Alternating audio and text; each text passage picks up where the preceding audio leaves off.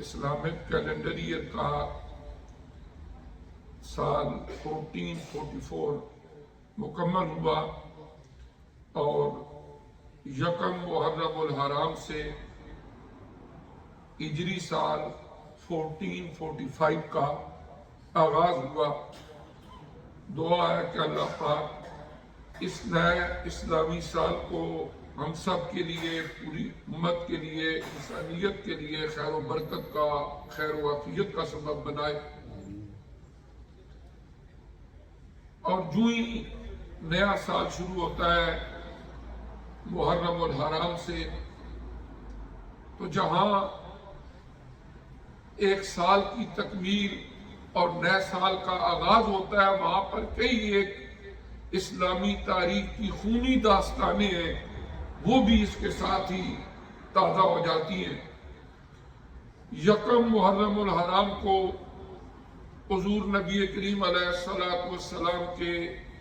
جلیل القدر صحابی خلیفہ دوم حضرت سیدنا عمر بن خطاب رضی اللہ تعالی عنہ کی دردناک شہادت ہے، اور پھر اسی ماہ مبارک کی 10 تاریخ کو شہزادہ گلگوں قبا شہید دشت کربلا حضرت سیدہ فاطمہ الزہرا رضی اللہ تعالی عنہ کے لخت جگر حضرت سیدنا علی شیر خدا حیدر کرار رضی اللہ تعالی عنہ کے پیارے صاحبزادے اور حضور نبی کریم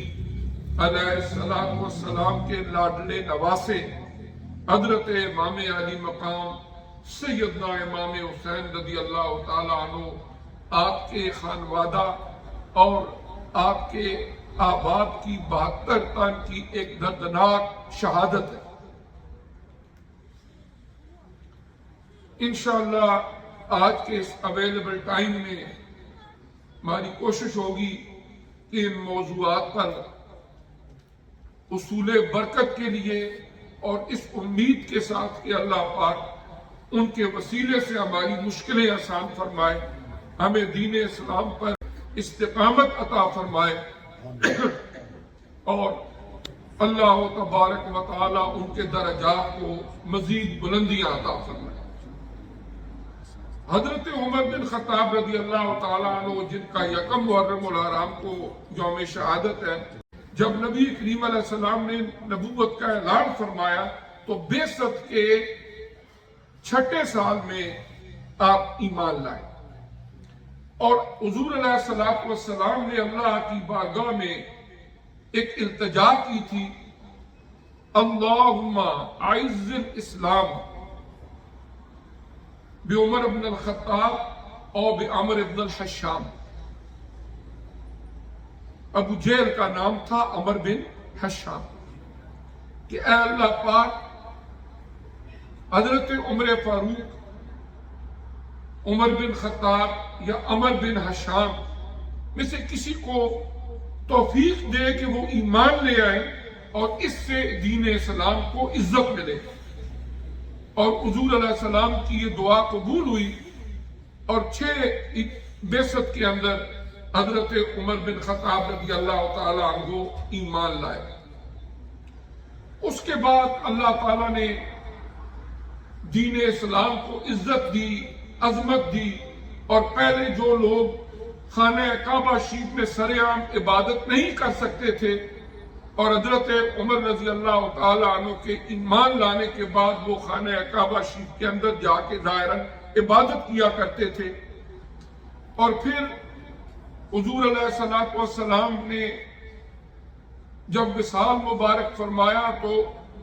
حضرت ابوبکر صدیق رضی اللہ تعالیٰ عنہ کی 2.5 سالہ خلافت کے بعد حضرت عمر رضی اللہ تعالیٰ عنہ خلیفہ دوم بنے، اور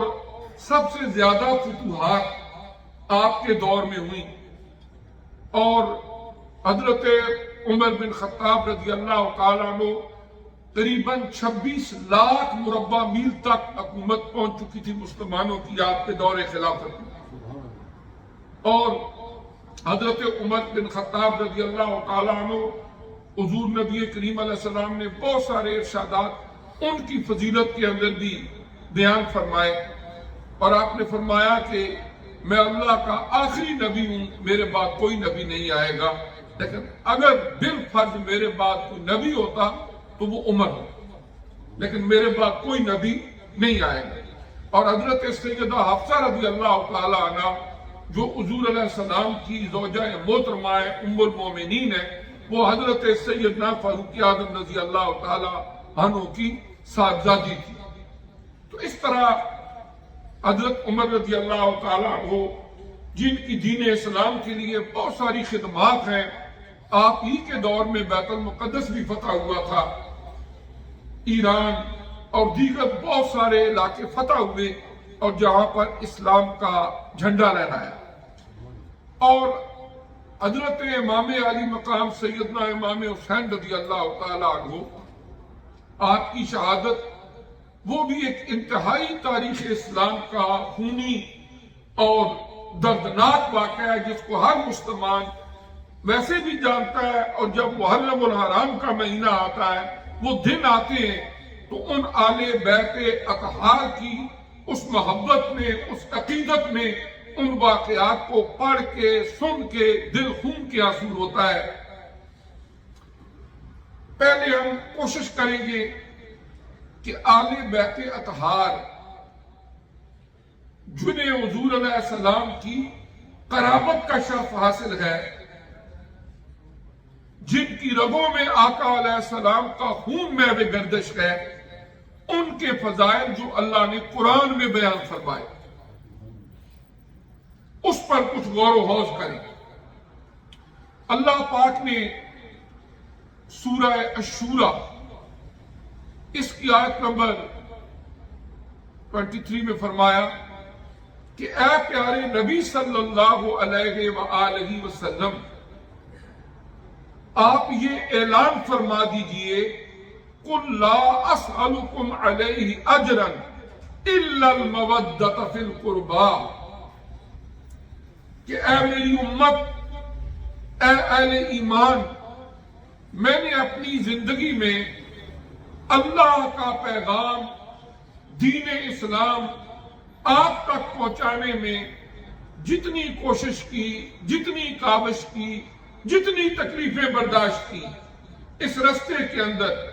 مجھے آپ سے کچھ نہیں چاہیے، مجھے کوئی ریوارڈ آپ سے نہیں چاہیے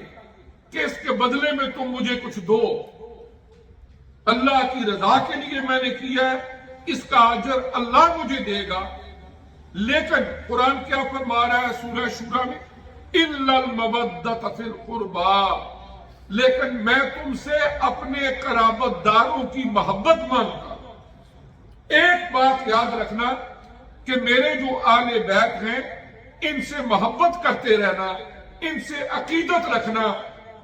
اور یہ میں تم سے مانگتا ہوں، یہ میرے بعد یاد رکھنا، اس کے علاوہ مجھے کوئی اجر، کوئی بدلہ تم سے نہیں چاہیے۔ جو اللہ کا دین تم تک پہنچانے میں نے کاوش کی ہے اور کوشش کی ہے۔ اور اس کے بعد حضور نبی کریم صلی اللہ علیہ وسلم نے جب یہ ارشاد فرما دیا، اب یہاں پر جو قرآن کی آیت ہے اس میں لفظ قرابت آیا ہے۔ اب اس لفظ قرابت کا کیا معنی ہے؟ حضرت امام احمد بن حنبل رحمۃ اللہ تعالی علیہ نے فضائل الصحابہ ایک کتاب لکھی جس میں صحابہ اکرام کے فضائل بیان کیے۔ وہ فرماتے ہیں لما نزلت، کہ جب سورہ الشورى کی یہ آیہ کریمہ کہ قُلْ لَا أَسْأَلُكُمْ عَلَيْهِ أَجْرًا إِلَّا الْمَوَدَّةَ فِي الْقُرْبَى یہ نازل ہوئی کہ آقا علیہ السلام نے اعلان فرمایا کہ میں، اے میری امت، اپنی تمام دینی کاوشوں پر تم سے کوئی اجر طلب نہیں کرتا، لیکن صرف ایک بات کا خیال رکھنا اور یاد رکھنا کہ میرے آل بیت سے، میرے قرابت داروں سے محبت رکھنا۔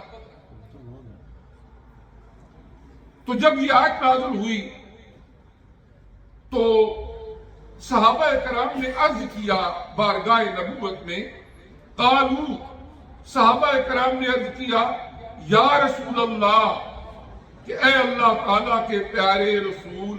وَمَنْ قَرَابَتُكَ هَؤُلَاءِ الَّذِينَ وَجَبَتْ عَلَيْنَا مَوَدَّتُهُمْ، کہ آپ ہمیں بتا دیجئے کہ آپ کے وہ کون سے قرابت دار ہیں، نزدیکی تعلق رکھنے والے ہیں کہ جن کی محبت کو اللہ نے ہمارے اوپر واجب قرار دے دیا۔ تو حضور علیہ السلام نے فرمایا قالا علی و فاطمہ و ابناہما،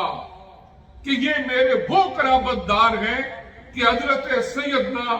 علی شیر خدا حیدر کرار رضی اللہ تعالی عنہ، میری پیاری لخت جگر میری بیٹی حضرت فاطمہ الزہرا رضی اللہ تعالی عنہ وابناہما، اور پھر فرمایا ان کے دونوں بیٹے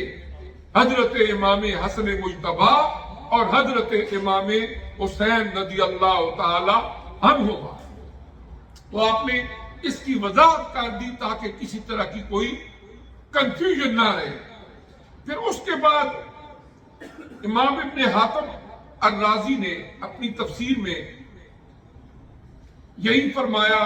اس سے ملتے جلتے یہ الفاظ ہیں کہ سعید ابن جبیر رضی اللہ تعالی عنہ اور حضرت عبداللہ ابن عباس رضی اللہ تعالی عنہ روایت کرتے ہیں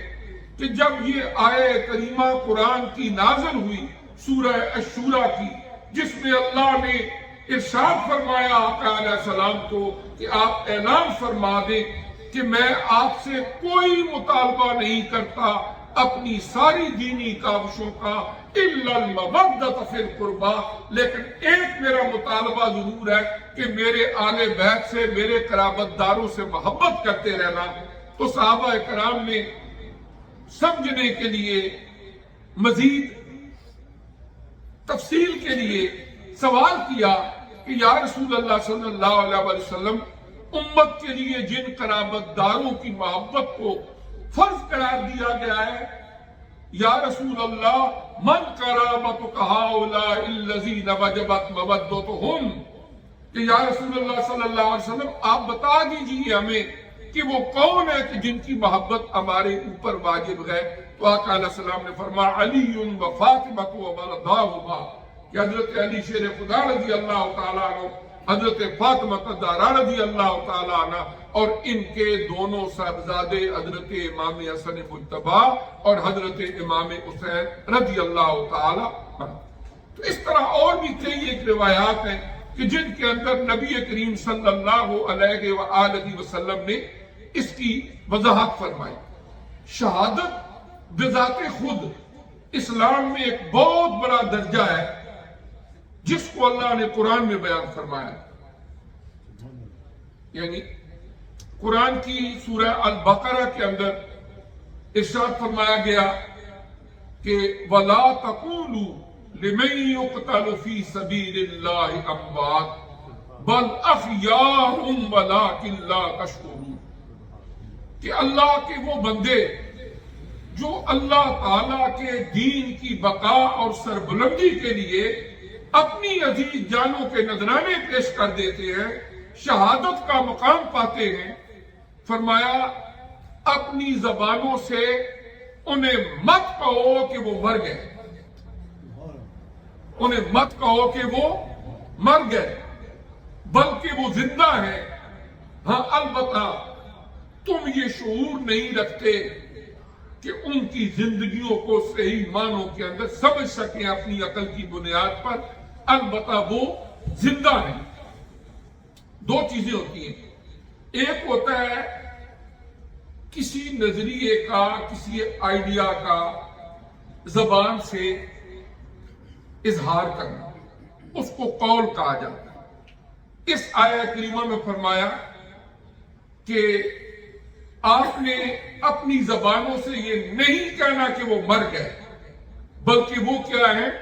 زندہ ہیں جنہیں شہادت کا رتبہ ملا۔ دوسری چیز کیا ہوتی ہے کہ بندہ کچھ وجوہات کی بنیاد پر اپنی زبان سے تو اس کا اظہار نہیں کرتا، زبان سے یہ نہیں کہتا کہ وہ مر گئے، لیکن اپنے دل دماغ میں ایک نظریہ لیے پھرتا ہے کہ چلو ٹھیک ہے، لیکن ہے تو فوت ہی ہو گئے نا، ہمارے سامنے ان کا خون بہا ہے، ان کا وجود کٹا ہے، ان کو دفن کیا ہے تو مر ہی گئے نا۔ یعنی یہ خیال ذہن میں آئے، گمان میں آئے تو قرآن کی دوسری آیت میں اللہ پاک نے فرمایا وَلَا تَحْسَبَنَّ الَّذِينَ قُتِلُوا فِي سَبِيلِ اللَّهِ أَمْوَاتًا، کہ آپ نے کہنا تو دور کی بات ہے، کبھی گمان بھی نہیں کرنا اور کبھی شک بھی نہیں کرنا کہ وہ مر گئے، فرمایا بلکہ وہ زندہ ہے اور اللہ کے یہاں انہیں رزق بھی دیا جاتا ہے۔ یہ ایک شہید کا مقام ہے۔ لیکن حضور نبی کریم علیہ السلام کی نسبت سے جن شہدائے کربلا کا تذکرہ ہم کرتے ہیں اور کر رہے ہیں وہ کوئی عام شہداء نہیں ہے۔ حضور نبی کریم علیہ السلام کی آل بیت اطہار کے حوالے سے قرآن کی آیات ہیں جن میں اللہ تبارک و تعالی ان کی عظمتوں کو بیان فرماتے ہیں، اللہ تبارک و تعالی ان کے درجات کو بلند فرماتے ہیں، ان کی تطہیر اور پاکیزگی کو بیان فرماتے ہیں کہ اللہ نے انہیں پاک کر دیا۔ اور پھر نبی کریم علیہ السلام نے خود حدیث ثقلین میں جو تواتر کی حد تک پہنچی ہوئی ہے یہ ارشاد فرمایا تھا کہ میں تمہارے درمیان قرآن اور اپنی عطرت چھوڑ کے جا رہا ہوں، میرے اس قرآن کے ساتھ بھی تعلق وابستہ رکھنا اور میری عطرت میری آل کے ساتھ بھی عقیدت کا تعلق مضبوط رکھنا۔ اور پھر حضرت امام حسن اور حضرت امام حسین رضی اللہ تعالی عنہما حضور نبی کریم علیہ السلام نے ان کے منہ میں اپنا لعاب دہن ڈالا، تھوک مبارک وہ ان کے منہ کے اندر ڈالا جب یہ پیدا ہوئے۔ حضور نبی کریم علیہ السلام نے ان کے نام تجویز کی، 7 دنوں کے بعد عقیقہ کیا، ان کے سر کے بال منڈوائے اور چاندی کے برابر صدقہ کیا۔ جو ہم عقیقہ کرتے ہیں یہ نبی کریم علیہ السلام کی جو سنت ہے، ثابت ہے، وہ حضرت حسنین کریمین کے حوالے سے ہی حدیث مبارکہ ہے جس میں عقیقے کا ذکر ہوا ہے۔ پھر نبی کریم علیہ السلام نے انہیں جنتی نوجوانوں کا سردار قرار دیا، جنتیوں کے یہ سردار ہیں، اور فرمایا یہ دونوں جنتی پھول ہیں۔ حضور نبی کریم صلی اللہ علیہ وآلہ وسلم جب نماز کی ادائیگی فرماتے تو گھروں کے اندر جب نماز پڑھ رہے ہوتے ہیں تو چھوٹے بچے پوتے پوتیاں وہ سم ٹائمز قریب آ جاتے ہیں، اتنی سمجھ نہیں ہوتی، جب سجدے میں چلے جائیں تو اوپر چڑھ جاتے ہیں یا کوئی نہ کوئی اس قسم کی بچگانہ قسم کی ایکٹیویٹی کرتے ہیں۔ تو نبی کریم علیہ السلام جب نماز پڑھ رہے ہوتے اور حسنین کریمین میں سے کوئی آقا علیہ السلام کی پیٹھ پر چڑھ جاتا تو آپ ان کی خاطر اپنے سجدے کو طویل کر دیتے کہ کہیں میرے اٹھنے سے وہ گر نہ جائیں یا انہیں تکلیف نہ ہو۔ ایک حدیث مبارکہ میں آیا کہ نبی کریم علیہ السلام خطبہ ارشاد فرما رہے تھے اور اسی طرح حسنین کریمین وہ آ رہے تھے، بہت چھوٹی عمر تھی اور چل کے آ رہے تھے، خطرہ تھا کہ گر نہ جائیں۔ آقا علیہ السلام گئے، انہیں سنبھالا اور واپس آ کے دوبارہ خطبہ شروع فرما دیا۔ یعنی یہ وہ ہستیاں ہیں کہ جو آغوش نبوت میں جنہوں نے پرورش پائی، نبی کریم علیہ السلام نے جن کی فضیلتوں کو خود بیان کیا اور اللہ تعالیٰ کے قرآن نے بیان فرمایا، ان اولو العزم ہستیوں کا اعلیٰ اور عرفہ مقام آل بیت اطہار کی حیثیت سے ہی بہت بلند تھا۔ اور پھر جب انہیں شہادت کا یہ رتبہ ملا اور وہ سید الشہداء کے منصب پر فائز ہوئے، اور قتل حسین اصل میں مرگ یزید ہے، اسلام زندہ ہوتا ہے کربلا کے بعد۔ وہ تو شہادت پا گئے، یزید بھی اپنی موت مر گیا، اس کے اہلکار زیاد اور دیگر ابن زیاد اور دیگر جو اس کے اہلکار تھے وہ بھی اپنے اپنے وقت پر اپنی اپنی موت مر گئے، لیکن حضرت امام علی مقام سیدنا امام حسین رضی اللہ تعالی عنہ آپ اپنی عزیز جان کا نذرانہ پیش کر کے ایک تاریخ رقم کر گئے کہ نانا پاک کے دین کے تقدس پر آنچ نہیں آنے دی، خواہ اپنی جان سمیت جو کچھ اویلیبل تھا وہ سب کچھ اللہ کے راستے میں قربان کر دیا۔ یہاں پر ایک بات اور بھی ہمیں ذہن میں رکھنی چاہیے کہ خاک کربلا نے حسینیت کو مٹا نہیں دیا اور یزید بھی نہیں مٹا، یزید کے کرتوت وہ بھی نہیں مٹے۔ ہر دور کے اندر یزیدیت کوئی نہ کوئی روپ دھار کے ظلم و ستم کرتی ہے اور یزیدی کردار سامنے آتا ہے، لیکن اس وقت حضرت امام حسین رضی اللہ تعالی عنہ کی سنت، طریقہ اور کردار کیا ہے کہ اس یزیدیت کو دیکھنے کے لیے حضرت امام علی مقام سیدنا امام حسین رضی اللہ تعالی عنہ کی نگاہ درکار ہوتی ہے، اور بے سر و سامانی کی حالت میں اس یزیدیت کے سامنے ڈٹ جانے کے لیے حضرت امام علی مقام کے قلب و جگر کی ضرورت ہوتی ہے۔ ورنہ خاصے لوگ وہ ہوتے ہیں کہ جو یزید کے سامنے دنیا کی لالچوں میں آ کے یا بزدلی کی وجہ سے اس کی ہاتھ پر بیعت کر لیتے ہیں یا اس کے اس ظالمانہ کردار پر کمپرومائز کر لیتے ہیں، لیکن حضرت امام حسین رضی اللہ تعالی عنہ قیامت تک آنے والے ایمان کو اپنی جان کا نذرانہ پیش کر کے یہ سبق دے گئے، یہ پیغام دے گئے کہ اگر تم چاہتے ہو کہ میرے نانا پاک کا دین سلامت رہے، اس کے تقدس پر آنچ نہ آئے اور کفر و فسوق کی جو آندیاں ہیں وہ اس چمنستان اسلام کو نہ اجاڑ سکے، تو پھر تمہیں اگر اپنی جان بھی اس رستے میں قربان کرنی پڑے تو اس سے دریغ مت کرنا، لیکن میرے نانا پاک کے اس لائے ہوئے دین پر کوئی کمپرومائز، کوئی سمجھوتا نہ کرنا۔ یہ پیغام ہے حضرت امام علی مقام سیدنا امام حسین رضی اللہ تعالی عنہ کا کہ یہ وہ شہداء ہیں کہ جنہیں اللہ تبارک و تعالی نے حضور علیہ السلام کی قرابت عطا فرمائی۔ اللہ کریم نے ان کی پاکیزگی اور تطہیر کو قرآن میں بیان فرمایا۔ یہی وجہ ہے کہ ہر دور کے اندر صحابہ کرام سے لے کر آج تک جو اہل حق ہیں وہ اہل بیت اطہار کی اس عظمت کو ہمیشہ بیان کرتے رہے۔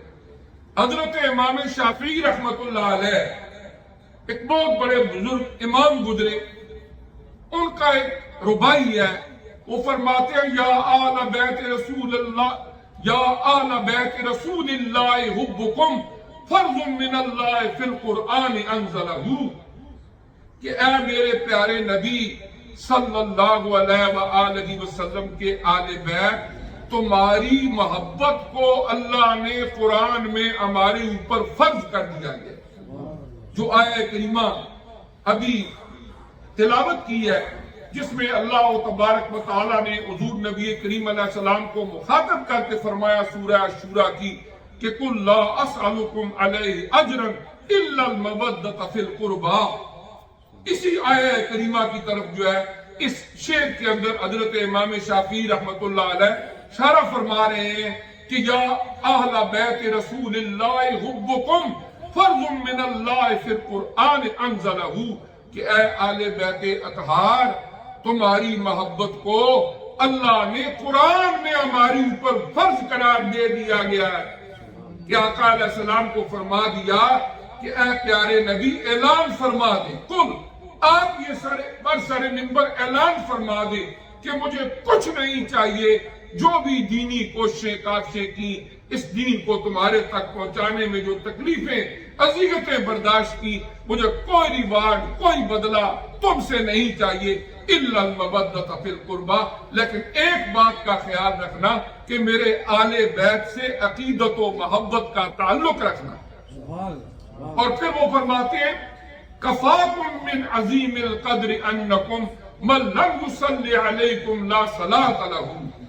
وہ فرماتے ہیں کہ اے میرے پیارے نبی صلی اللہ علیہ وسلم کے آل بیت، تمہارا جو عظیم مرتبہ اور مقام ہے اس کو سمجھنے کے لیے یہی بات کافی ہے کہ جو کوئی نماز پڑھتا ہے، نماز میں تشہد بیٹھتا ہے اور وہاں پر جب درود پڑھ رہا ہوتا ہے تو جہاں پر وہ آقا علیہ السلام کے اوپر درود پاک پیش کرتا ہے وہ آپ کی آل پر بھی درود پڑھتا ہے، اور جو آپ پر نماز میں درود نہیں پڑھتا اس کی نماز ہی نہیں ہوتی۔ اس سے بڑا کیا مرتبہ کیا مقام ہو۔ حضرت سیدنا ابو بکر صدیق رضی اللہ تعالی عنہ شفا شریف اس میں یہ موجود ہے کہ وہ فرمایا کرتے کہ والذی نفسی بیدہ لقرابۃ رسول اللہ صلی اللہ علیہ وسلم احب الی ان اصل من قرابتی۔ وہ فرماتے ہیں کہ جو حضور علیہ السلام کے قرابت دار ہیں، آپ کے آل بیت اطہار ہیں، میرے اپنے قریبی جو ہے اور اہل بیت ہیں، میرے گھر والے، ان سے زیادہ میرے نزدیک عزت والے، عظمت والے، قرابت والے وہ ہیں۔ حضرت عمر بن خطاب رضی اللہ تعالیٰ عنہ تاریخ کربلا میں مستند کتاب اس میں واقع ہے کہ حضرت عمر بن خطاب رضی اللہ تعالیٰ عنہ ایک موقع کے اوپر مال غنیمت تقسیم فرما رہے تھے۔ حسنین کریمان آئے، انہیں 1,000 درہم دیا۔ آپ کے بیٹے عبداللہ ابن عمر آئے، انہیں 500 درہم دیا۔ تو حضرت عبداللہ ابن عمر کہنے لگے اپنے والد صاحب سے کہ آپ نے ان کو 1,000 دیا ہے، اور ہم نے نبی کریم علیہ السلام کے زمانے کے اندر بھی غزوات میں حصہ لیا، بہت ساری خدمات ہیں، آپ نے مجھے آدھا حصہ دیا ہے، ان کو ڈبل دیا ہے۔ تو فرمایا کہ پہلے ان جیسا مقام پیدا کرو کہ یہ بیٹے کس کے ہیں، حضرت فاطمہ الزہرا رضی اللہ تعالی عنہ کے، حضرت علی شیر خدا رضی اللہ تعالی عنہ کے، اور یہ نواسے کس کے ہیں، آقا نامدار محمد الرسول اللہ صلی اللہ علیہ وسلم۔ اس لیے ان کو میں نے ڈبل یہ حصہ دیا ہے کہ اللہ تعالیٰ نے ان کو یہ مقام دیا ہے، ان کو یہ مرتبہ عطا فرمایا ہے۔ اسی طرح بہت ساری نبی کریم علیہ السلام کی حدیث مبارکہ ہے، انشاءاللہ آنے والے جو محرم کے جمعے ہیں ان کے اوپر اس پر گفتگو ہوتی رہے گی۔ دعا یہ ہے کہ اللہ پاک ہمیں عقائد حقہ پر قائم دائم رکھے، آل بیت اطہار کی وہ محبت جو اللہ نے قرآن میں ہمیں سکھائی، جو آقا علیہ السلام نے اپنے خطبات کے اندر، آقا علیہ السلام نے اپنے ارشادات کے اندر ہمیں سکھائی، ہم اس محبت کو اپنے دلوں کے اندر جگہ دیں۔ اور حضور علیہ السلام کا یہ ارشاد گرامی کہ جو میرے آل بیت اطہار، ان کی مثال جو ہے وہ سفینہ نوح کی طرح ہے کہ حضرت نوح علیہ السلام نے کشتی بنائی حکم الہی سے، جو کشتی میں آ گئے اللہ نے ان کو نجات دے دی، جو کشتی میں نہیں آئے وہ حضرت نوح علیہ السلام کا سگا بیٹا تھا بھی کنعان، قرآن فرماتا ہے وہ کہتا تھا میں پہاڑ کی چوٹی پہ چڑھ جاؤں گا، میں بچ جاؤں گا، لیکن جب اللہ کا عذاب آیا تو پہاڑ کی چوٹی بھی اسے نہیں بچا سکی۔ فرمایا میرے آل بیت کی مثال سفینہ نوح کی طرح ہے کہ جس طرح ان کی کشتی میں جو آ گئے نجات پا گئے، اسی طرح جن کا تعلق واسطہ عقیدت میرے آل بیت سے ہوگی وہ بھی نجات پا جائیں گے۔ اللہ پاک مجھے بھی آپ کو بھی سمجھنے کی عمل کی